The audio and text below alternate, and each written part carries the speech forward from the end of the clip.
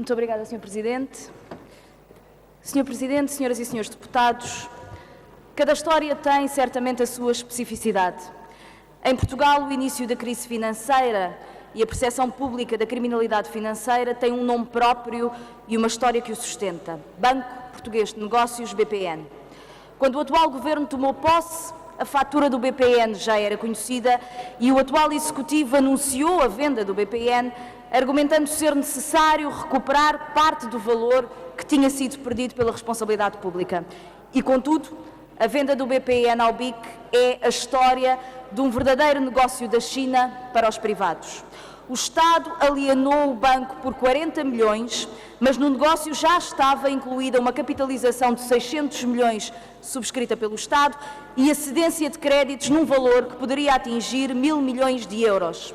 Soubemos agora que havia ainda mais uma cereja no topo deste apetitoso negócio para o comprador.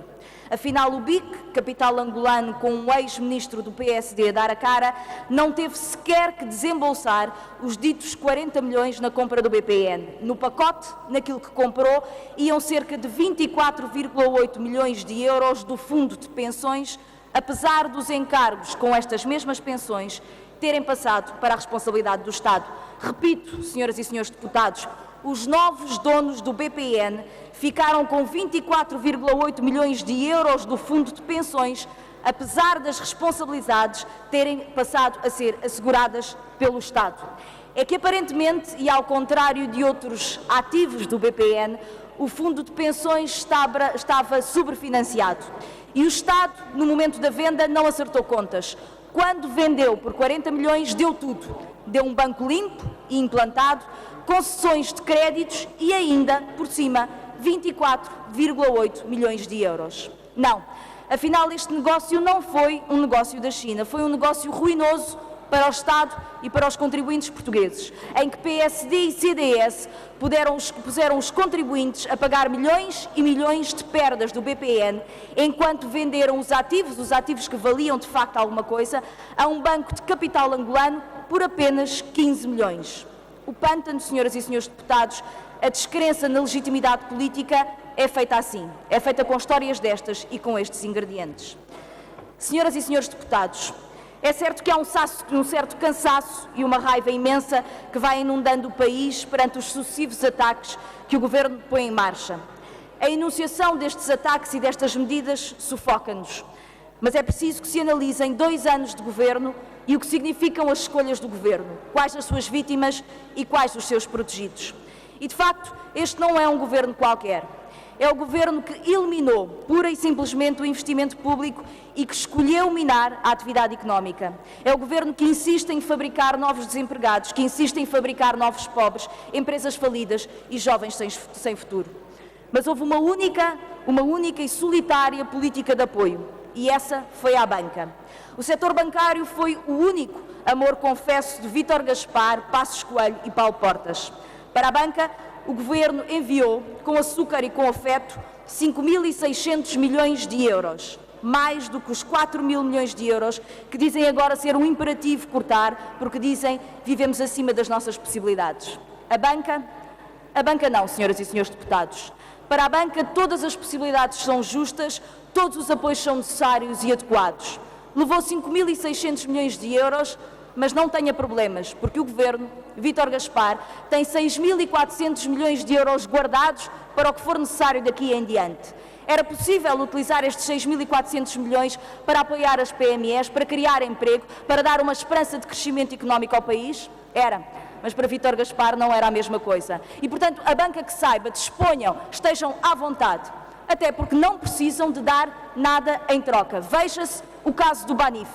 O Estado colocou no Banif 1.100 milhões de euros, ou seja, 3 vezes a medida que agora abala a maioria chamada TSU dos reformados, quando o Banif, valeria, na melhor das hipóteses, 570 milhões. Estes 100.100 milhões que foram colocados de dinheiro no Banif deram aos contribuintes a posição de 99%. Mas o Estado, os contribuintes, não têm sequer um administrador executivo. Aliás, talvez a pergunta que valha 1.100 milhões de euros seja a pergunta que compara a diferença entre o Banif e a Caixa Geral de Depósitos? E a resposta é simples, 1%. Mas este 1% no Banif é o 1% dos privados que vale, aliás, como uma golden share. 1% vale tudo na administração do banco, 99% do dinheiro dos contribuintes não valem absolutamente nada. É caso para dizer que a ladainha dos credores da dívida pública portuguesa, que o Governo sempre diz é necessário venerar e considerar como sacrossanta, não se aplica quando os credores são os contribuintes e os cidadãos. A máxima que foi anunciada por uma ex-líder do PSD, Manuela Ferreira Leite, de que quem paga manda, vale sempre, exceto no caso da banca, porque no Banif o povo paga, mas não tem direito a dizer absolutamente nada. E sabe-se agora, senhoras e senhores deputados, sabe-se agora que a responsável do Banif no Brasil recebeu, entre salários e prémios, 1 milhão de euros. É insultuoso, senhoras e senhores deputados, que um governo que cortou no subsídio de desemprego e no subsídio de doença, que cortou no passe escolar, que cortou o salário a quem no serviço público ganha mais de 600 euros, este governo tenha posto 1.100 milhões de euros num banco insolvente que paga salários e prémios de 1 milhão de euros a uma administradora. É um murro no estômago de todos os portugueses que passam dificuldades. Esse milhão é nosso, é dos contribuintes, dos cidadãos, dos alunos do Serviço Nacional de Saúde. Esse prémio tem que ser imediatamente devolvido, nós é que somos os credores. Termino, Sr. Presidente, dizendo: 2 anos depois, em 5.600 milhões de euros depois, o Ministro Vítor Gaspar foi pedir ajuda para financiar as PMEs a um banco público e alemão. Senhoras e senhores deputados, é tempo de prestar contas. Quando a banca intervencionada não foi solidária com a economia, o Bloco de Esquerda quer saber o que se passou. Tem que concluir, Sra. Deputada. Termino, Sr. Presidente, o Bloco de Esquerda vai requerer a presença do Ministro das Finanças na Assembleia da República para dar explicações. É preciso que o Sr. Ministro, não eleito pelo povo português, como fez questão de sublinhar, saiba que esta política milionária para o setor bancário está claramente acima das nossas possibilidades democráticas. Disse. Obrigado.